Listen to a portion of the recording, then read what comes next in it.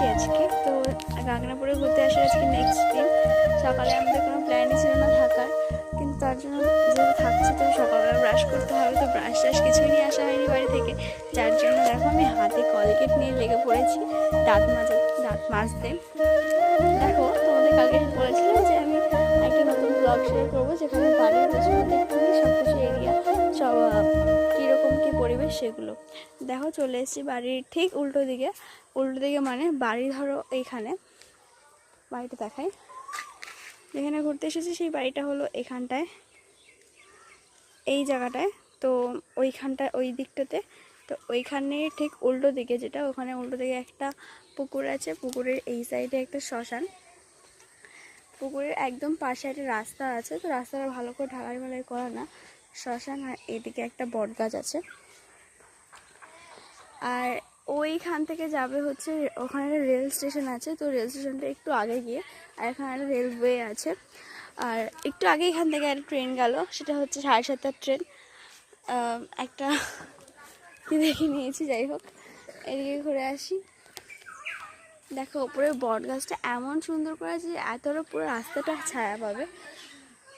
আর দেখা যাক আজকে এতদূর হোক, আমি হচ্ছে ব্রাশ করে তারপর দেখা হচ্ছে।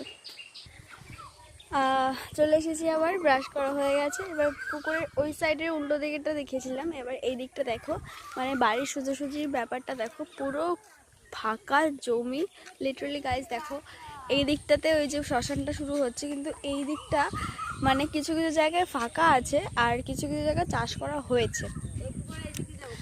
আর কালকে যখন আমরা এখানে গেছিলাম তখন আমরা এখানে হনুমান দেখা, হ্যাঁ একটু ওই দিকটা ঘুরে আসবো। ওই যে ওই সারি সারি যে জায়গাটা, একটু আগে কালকে যখন আমরা গেছিলাম বিকালবেলা, তখন হচ্ছে ওই দিকে যে আমরা হনুমান এগুলো দেখতে পেয়েছিলাম। ওখানে নাকি আরও ভেতরে নাকি ওই পুকুরটার ওই সাইডে, ওখানে একটা পুকুর আছে, পুকুরটার ওই সাইডে নাকি শিয়ালও আছে। তো যাই হোক, এবার কিছুক্ষণের মধ্যে আমাদের খেতে ডাকবে, সেখানে খেতে যেতে হবে। চলো, খাওয়া দাওয়ার পর বেরিয়ে এসেছি ঘুরতে। বলেছিলাম না যে এই দিকটাতে আসবো ঘুরতে। এবার দেখো ওইখানটায় আমাদের বাড়ি, আর এই একদম সোজাসুজি আসছি ঘুরতে।